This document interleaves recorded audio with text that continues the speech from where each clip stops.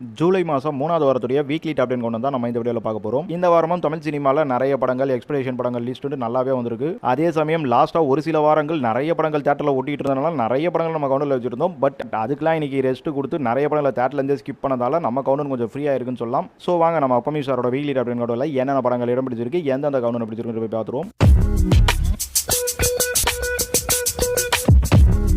நம்ம கூட 10வது இடத்துல பார்க்க போற படம் நூறுசாமி. நூறுசாமி படம் ரிலீஸ் ஆகி 4 வாரம் முடிச்சு, இது 5வது வாரம். இந்த 5வது வாரத்திலேயும் நூறுசாமிக்கு ஒரு ஸ்கிரீன் கொடுத்துருக்காங்க. இந்த ஒரு மாசம் கேப்ல நிறைய படங்கள் வந்துட்டு போயிட்டு இருந்தாலும் நூறுசாமி கடைசியில சர்வே லெவலில் ஜெயிச்சிருக்குன்னு தான் சொல்லணும். நம்ம கூட 9வது இடத்துல 2 படங்களை பார்க்க போறோம். இல்ல முதல்ல பார்க்க போற படம் பிளாஸ்ட் படம் ரிலீஸ் ஆகி கரெக்டா இன்னைக்கு 50வது நாள். இந்த 50 நாள் வரைக்கும் பிளாஸ்ட் நம்ம தமிழ்நாடு தேட்டரிகள்ல நம்ம சிட்டியை பொறுத்த வரைக்கும் ஓடி இருக்குன்னு சொல்லணும். ஆனா நெக்ஸ்ட் வீக்ல இருந்து பிளாஸ்ட்டுக்கு வாஷ் அவுட்ன்ற மாதிரி காட்டுது. எனிவே பிளாஸ்ட் 50 நாள் போஸ்டர் வரப்போகுது கண்டிப்பா. நம்ம கூட அடுத்ததா இதே 9வது இடத்துல பார்க்க போற படம் கருப்பு படம் ரிலீஸ் ஆகி இன்னையோட 63வது நாள். இந்த 63 நாள் வரைக்கும் தமிழ்நாடு மட்டும் இல்லாம சிட்டிலையும் ஒரு தேட்டரிக்கல் ஓடி இருக்கு நம்ம கருப்பு படம். அதே மாதிரி இந்த படத்துக்கும் அடுத்த வாரத்துல இருந்து தேட்டரிக்கல் தரல. எனிவே 63 நாள் அப்படின்றதுலாம் ஒரு பெரிய விஷயம் தான். சூர்யாவுக்கு ரொம்ப நாள் கழிச்சு பாக்ஸ் ஆஃபீஸ் மட்டும் இல்ல, ரன்னிங் டேலியும் ஒரு மிகப்பெரிய வெற்றி அந்த கருப்பு படம் கொடுத்துருக்கு. நம்ம கூட 8வது இடத்துல பார்க்க போற படம் ஓ சுகுமாரி படம் நாளை தான் ரிலீஸ் ஆகுது. நம்ம எக்ஸ்பெக்டேஷன் தான் கொண்டு பண்றோம். எக்ஸ்பெக்டேஷன்ல பண்றோம்னா தேட்டரிக்கல்ன்றது ரொம்ப கம்மியா தான் வந்திருக்கு.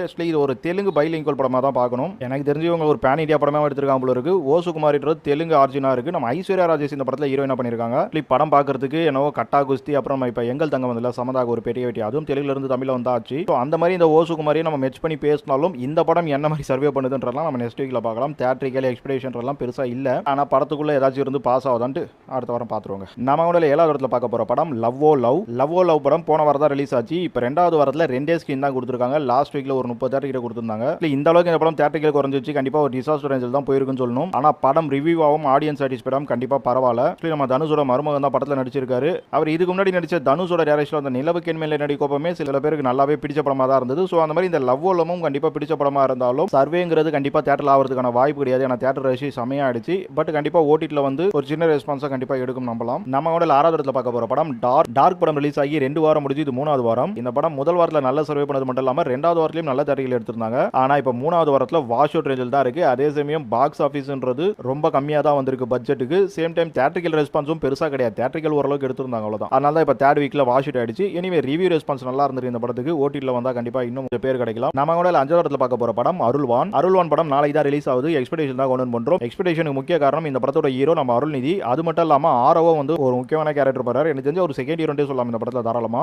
கதைட்டு பாத்தீங்கன்னா இப்ப பெத்தி பாத்தீங்களா, அந்த மலைவாழ் மக்களோட அந்த சில விஷயங்களை பேசுற மாதிரி இங்க நம்ம தமிழ்நாட்டோட மலைவாழ் மக்கள் கல்வியை பத்தின சில விஷயத்தை பேசியிருக்காங்க. இந்த மாதிரியான படங்கள்லாம் வெற்றி அடையதுன்றது ரொம்ப பெரிய விஷயம். நல்ல ரிவ்யூ கொடுத்துருவாங்க. ஆனா தேட்டர்ல ஆடியன்ஸ் பிக்கப் அப்புறம் தேட்டர் ரெஸ்பான்ஸ் எல்லாம் ரொம்ப கஷ்டமா இருக்கும். அருள்நிதியோட படங்கள்லாம் மோஸ்ட்லி பாத்தீங்கன்னா ஒரு 25 நாளைக்கு தேட்டரிக்கல் நல்ல சர்வே ஆயிடும். ஆனா இப்ப தேட்டரிக்கலோட சிச்சுவேஷன் ரொம்ப டைட்டா இருக்கு. இந்த கான்செப்ட் வச்சு உங்க தேட்டர்ல என்ன மாதிரி சர்வே வரான்னு பார்க்கலாம். தேட்டரிக்கல் பார்க்கும்போது ஒரு 30 தேட்டரிக்கல் கேட்டு கொடுத்துருக்காங்க. அருள்நிதி உள்ள வரும்போதே கண்டிப்பா ஆடியன்ஸோட எக்ஸ்பெக்டேஷன்லாம் வந்துதான் செய்யுது. அப்புறம் ட்ரைலரோட அந்த எல்லாம் நல்லா இருந்தாலும் பொதுமக்கள் என்டர்டைன்மெண்ட் பெருசா விரும்புறவங்களே இந்த படம் லைக் பண்றது கொஞ்சம் தூரம் நிக்குது. ஆனா உள்ளுக்குள்ள கண்டென்ட் வேற மாதிரி வச்சு என்ன பண்ணிருக்காங்கன்றலாம் நம்ம நெக்ஸ்ட் வீக்ல பார்க்கலாம். நம்ம கவுண்டர்ல 4வது இடத்துல பார்க்க போற படம் அன்பே டயானா படமும் நாளைக்கு தான் ரிலீஸ் ஆகுது. இந்த படத்தை ஏன் கொஞ்சம் மேல வச்சிருக்கணும், அருள்வானுக்கும் இதுக்கும் கிட்டத்தட்ட தேட்டரிக்கல் வந்து பெரிய டிஃபரெண்ட்லாம் இல்ல. ஆனா அன்பே டயானான்றது பாத்தீங்கன்னா ஆக்சுவலி அந்த டைரக்டர் தான் ஹீரோவா பண்ணிருக்கார் போல இருக்கு. அதுல போன வாரம் இதே முறையில சுதாகர் வந்த மாதிரி இந்த வாரம் இந்த ரிலீஸ் ஆகிற படத்துல கோபி வந்து நல்ல காமெடி பண்ணிருக்காரு. இதுவே ஆடியன்ஸ் கிட்ட ஒரு நல்ல எதிர்பார்ப்பு வந்து மட்டும் இல்லாம இந்த ட்ரைலர் வரும்போதே பாத்தீங்கன்னா வட சென்னைனாலே வியாசார்படின்ற மாதிரி பேசுறீங்க, பெரம்பூர் அது பக்கத்துல இருக்கு அதுவும் ஒரு இதுன்ற மாதிரி பேசுறீங்க. ரியலி வந்து சென்னையில இருக்கவங்களுக்கு தெரியும் பெரம்பூர் எவ்வளவு பெருசுன்ட்டு. அதோட இந்த பெரம்பூர்ன்ற தாண்டி இந்த பெங்களூரோட அந்த ஸ்லாங் பெரம்பூர். ஸோ இது இந்த மாதிரியான நிறைய விஷயங்கள் இந்த படத்துக்குள்ள கொண்டு வர மாதிரி நம்மளுக்கு ட்ரைலர் பார்க்கும்போது புரிஞ்சிக்க முடியுது. இந்த பெரம்பூர்ன்றது இன்னைக்கு விஜய் வந்து அங்க ஜெயிச்சதுக்கு அப்புறம் ஒரு மிகப்பெரிய இதுவா தமிழ்நாட்டிலேயே பெரம்பூர் இருக்கு. ஆனா அதுக்கெல்லாம் முன்னாடியே இந்த ட்ரைலர்ல பெரம்பூரை பத்தி பேசியிருப்பாங்க. இப்போ இந்த அன்பே டயானா படத்து மேல கண்டிப்பா ஒரு எதிர்பார்ப்புன்றது சினிமா வட்டாரத்து மேல வந்திருக்குன்னு தான் சொல்லணும். ஸோ அதனால இந்த படமும் எக்ஸ்பெக்டேஷன்ன்றதுல ஓரளவுக்கு வந்து முன்னுக்கு வந்திருக்கு. அருள்வான்றது பாத்தீங்கன்னா எல்லாருக்குமே தெரியும் என்ன மாதிரி கான்செப்ட் பண்ணுவாங்க, அந்த மாதிரி தான் தெரியுது அந்த படம். அதுக்குள்ள வேற ஏதோ வைப்பாங்க அப்படின்ற மாதிரி யோசிக்கிறோம். ஆனா இங்க அன்பே டயானால வேற ஒரு ஸ்டேட்ல போகுது படம். நம்ம தமிழ்ல இந்த மாதிரி நிறைய வடச்சென்னை படம் பார்த்துரும். அதுல வந்து புதுசா ஒரு விஷயம் பண்ண போறாங்க அப்படின்னும் போது அதுக்கான எக்ஸ்பெக்டேஷன்லாம் என்னோட ஒரு தலையீட்டில் தான் இந்த ஒரு கவுண்ட் நான் இந்த வாரம் கொடுத்துருக்கேன். இது ரியலா அடுத்த வாரமும் வருதான்னு பார்ப்போம். அதுக்குண்டு முழுக்க என்னோட தலையிலேயே கொடுத்துலங்க. அருள்வான் அன்பே டயானா ரெண்டுமே வந்து ஈக்குவலா தான் போயிட்டு இருக்கு. அதுல நான் ஒரு ஓப் எடுத்து கொடுத்துருக்கேன். நம்ம கூட 3வது இடத்துல பார்க்க போற படம் ஈவில் டெட் பர்ன். இந்த ஈவில் டெட் பர்ன் படம் போன வாரம் ரிலீஸ் ஆச்சு. ஆக்சுவலி ஹாலிவுட் படத்துக்கெல்லாம் டாப் கொண்டு கொடுத்துட்டு இருக்கும், ஒன்னும் இல்லாம போயிடுது அப்படின்ற மாதிரி பார்த்தோம். ஆனா அதை காப்பாத்தோம் இந்த ஈவில் டெட் பர்ன் அப்படின்றத பேசணும். அதுக்கேற்ற மாதிரியே நல்லாவே காப்பாத்திச்சுன்னு தான் சொல்லணும் லாஸ்ட் வீக்லாம். ஏன்னா ஈவில் டெட்லாம் லாஸ்டா சில சீரீஸ்லாம் ஏன் வந்தது, ஏன்டா அந்த பேரெல்லாம் கெடுக்கிறீங்கன்ற மாதிரி இருந்தது.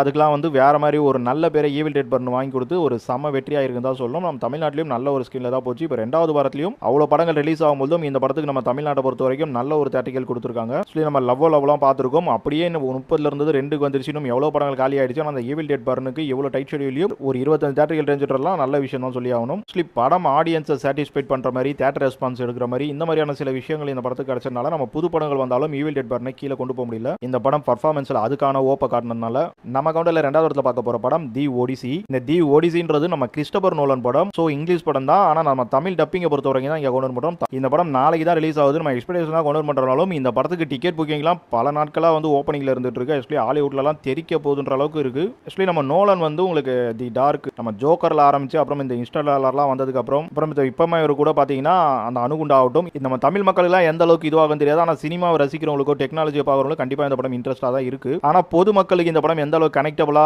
இந்த ட்ரைலரை பார்த்தா உங்களுக்கு எந்த அளவுக்கு ஈர்க்கப்படும் தெரியாது. ஏன்னா ஹாலிவுட்டை பொறுத்தவரை இந்த ஒடிசின்றதுலாம் அவங்க ஆல்ரெடியே பார்த்துருக்காங்க. இது ஒன்றும் புதுசு கிடையாது. நம்ம நோலன் ஒரு புதுமை பண்ணி ஏதோ பண்ண வந்திருக்காரு. அதை தாண்டி இன்னைக்கு நிறைய மெயின் ஸ்கிரீன்ஸ் வந்து இந்த படம் எடுத்துருச்சு. இப்போ எக்ஸ்பெக்டேஷன் போது நோலன் மேல ஒரு பெரிய மதிப்பு இருக்கு. பெருசா ஓடுதே அந்த மாதிரி ஏதாச்சும் ஒன்று பண்ணி விட்டுறாரான்னு பார்க்கலாம். ஓடிசிக்கு நான் வெறும் ஜென்ரல் ஆடியன்ஸுக்கு புரியுற மாதிரி மட்டும் தான் இந்த கவுண்டரில் பேசியிருக்கேன். ஆக்சுவலி இதை பற்றிலாம் நான் பேசினா எக்கச்சக்கமாக டிலேட் பண்ணி எப்படா கொடுக்குறதுல கன்ஃபியூஸ் ஆகும். ஏன்னா அந்த தி ஓடிசின்றது அவ்வளோ பெரிய கான்செப்ட் அங்கே ஹாலிவுட்டை பொறுத்த வரைக்கும். ஹாலிவுட்லாம் தேவையில்லைங்க மேற்கத்தியை பொறுத்த வரைக்கும். ஏன்னா இங்கே மகாபாரதம்லாம் இருந்து பார்த்தீங்களா, இன்னும் நிறைய கதைகள்லாம் இருக்கு. அந்த மாதிரி அங்கே ஒரு புராண இதிகாச இல்லை ஒரு மாயாஜால கதை இந்த மாதிரி சொல்லலாம். இல்லை கிறிஸ்டோபர் நோலனை பற்றி பேசினா இன்னும் ஒரு 1/2 ஹவருக்கு மேலே பேசணும். சரி நான் சொல்லலாம் நார்மலாக லைட்டாக பேசினாலே அந்த மனுஷனோட ஃபிலிம் பேக்கப்லாம் வேற மாதிரி. அவர் இந்த ஓடிசி எடுக்கிறாருன்னா ஆல்ரெடி ஓடிசிலாம் எடுத்திருக்காங்க ஹாலிவுட்ல. ஸோ நோலன் இதில் கையை வச்சிருக்காருன்னா இல்லை என்ன மாதிரி ஸ்க்ரீன் ப்ளே பண்ணுவார், என்ன மாதிரி வரப்போகுது அந்த மாதிரிலாம் ஐயோ வேண்டாங்க நான் நிறைய பேசுவேன். ஸோ படம் வரட்டும். நான் இப்போ பேசின கான்செப்ட்லாம் உங்களுக்கு புரியும்னா படம் பாருங்க. அடுத்த வாரம் முடிஞ்சால் பேசுவோம். நம்ம கூட முதல் இடத்துல 2 படங்களை பார்க்க போகிறோம். இல்லை முதல்ல பார்க்க போகிற படம் இதய முரளி படம் போன வாரம் தான் ரிலீஸ் ஆச்சு. ரிலீஸ் ஆனவனே இந்த படம் நல்ல ரிவ்யூ ரெஸ்பான்ஸ் எடுத்துச்சிங்க. ஸோ அதுதான் ஒரு படத்துக்கு இப்போ முக்கியமாக தேவைப்படுது. ஸோ அந்த ஒரு விஷயம் எடுத்ததுனால பாக்ஸ் ஆஃபீஸ்ன்றதும் ஓரளவுக்கு நல்லா போயிட்டு இருக்கு. ஆடியன்ஸ் சாட்டிஸ்ஃபைடு, தேட்டர் ரெஸ்பான்ஸ் எல்லாமே நல்லா இருக்கு. இருந்தாலும் ஒடிசி வரனால தேட்டரிக்கெல்லாம் கொஞ்சம் எடுத்திருக்காங்க. மெயின் ஸ்கிரீன்ல எல்லாம் கொஞ்சம் குறைஞ்சிருக்கு. இருந்தாலும் தேட்டரிக்கல் கவுண்ட்ன்றதுலாம் ரொம்பவே நல்லா இருந்துட்டு இருக்கு. இது ஒடிசி இப்போ வந்திருந்தாலும் இந்த இதய முரளி கண்டிப்பா அந்த ஒரு வாரத்தில் அதுக்கான வேலையை பார்த்துருக்கு. அதே சமயம் தமிழில் ஒடிசி வந்து பெரிய ஆடியன்ஸ் எக்ஸ்பெக்டேஷன் இருக்குன்ற மாதிரி நான் நம்பல இந்த இதய முரளிக்கு இருக்கிற அளவுக்கு. அதனால இதய முரளியை நான் இந்த வாரம் கண்டிப்பா நம்பர் 1ல வைக்கிறது தகுதி இருக்குன்னு நினைக்கிறேன். நம்ம கூட அடுத்ததா இதே முதல் இடத்துல பார்க்க போற படம் கட்டா குஸ்தி ரவுண்ட் 2. இந்த கட்டா குஸ்தி படம் ரிலீஸ் ஆகி 2 வாரம் முடிஞ்சு 3வது வாரத்தில் இந்த படம் 50 கோடி பாக்ஸ் ஆஃபீஸை எடுத்துருச்சு. ஆக்சுவலி இப்பெல்லாம் ஒரு படம் நல்லா இருந்ததுன்னு சொன்னாலே வந்து வீக்கெண்ட்ஸ்லேயே நல்லா போக ஆரம்பிச்சு வீக் டேஸ்ன்ற தாண்டி செகண்ட் வீக்கெண்ட்லேயே பார்த்தீங்கன்னா அந்த 30-50 கோடின்றதெல்லாம் அசால்ட்டாக எடுத்துருது. ஓரளவுக்கு ஃபேமஸான ஹீரோக்கள் படங்கள் அப்படின்னும் பொழுது அதில் இந்த வருஷம் நம்ம நிறைய படம் பார்த்துட்டோம். அந்த லிஸ்ட்டில் கட்டா குஸ்தியும் சேர்ந்துருக்கு. ஆக்சுவலி அதுக்கு கட்டா குஸ்தி வர்த்தா இருக்குன்னு சொல்லும். ஏன்னா இப்போ நிறைய ஃபேமிலி படம் வரதுன்றதுக்கு இந்த கட்டா குஸ்தி கண்டிப்பாக வந்து ஒரு நல்ல ஆறுதலை கொடுத்துருக்கு. அதை தாண்டி இப்போ நிறைய பார்ட் 2 ஃபர்னிச்சர்லாம் போட்டு உடச்சி எக்கச்சக்கமாக பார்த்துட்டு இருக்கோம். அதில் வந்து இந்த பார்ட் 2 ஒரு சம தேக்கா வந்து இறங்கி இருக்குன்னு தான் சொல்லணும். இப்போ மூவிகளோட ரஷஸ் நிறைய ஆயிடுச்சு. லாஸ்ட் வீக்கே இதே முரளி வந்துருச்சு, இப்போ ஒடிசி வந்துருச்சு, அடுத்த வாரம் நம்ம தளபதி வர போறாரு. ஸோ இந்த மாதிரியான காரணங்கள்ல இந்த படம்ன்றது நம்ம யூத் பிளாஸ்ட் தாய் கிளவி இந்த மாதிரி அந்த 80 கோடி ரேஞ்சுக்கு போக முடியாமல் போய்டும் நினைக்கிறேன். ஸோ ஒரு 60-70 வரத்துக்கு வாய்ப்பு இருக்கலாம். 70 போக வாய்ப்பு இருக்காது, 60 ரேஞ்சுக்குள்ள தான் அவங்க நினைக்கிறேன். எனிவே மற்ற டைம்ல வந்துருந்தா இந்த கட்டா குஸ்தி 2 கண்டிப்பா இதுவும் 80 கோடி பாக்ஸ் ஆஃபீஸை எடுத்துருக்கணும். எனிவே இந்த 50 கோடின்றதே அவங்களுக்கு மிகப்பெரிய விஷயமா இருக்குது அவங்க போட்ட பட்ஜெட்டுக்கு. அதனால கார் அது இதுன்னு சொல்லிட்டு நிறைய கிஃப்ட்ல ஓடிட்டு இருக்கு. இன்னொன்று கண்டிப்பா ஆடியன்ஸுக்கும் இந்த படம் எங்கேஜ்மெண்ட் தான் சொல்லும். அதனால தான் வந்து லாஸ்ட் வீக்ல கட்டா குஸ்தி நான் நம்பர் 1லயே வச்சிருந்தாலும் 2 படங்கள்ல மேல கீழன்னு சொல்லி ஒரு கேம் ஆடி இருப்போம். உங்களுக்கு புரியும் நினைக்கிறாரு. ஸோ இதய முரளி 1 வாரம், கட்டா குஸ்தி 2 வாரம், இதை கால்குலேட் பண்ணும்போது 2த்தையும் முதல் இடத்துல வைக்கிற அளவுக்கு இருந்தாலும் கட்டா குஸ்தி கண்டிப்பா ஒருபடி மேலே தான் வந்திருக்கு.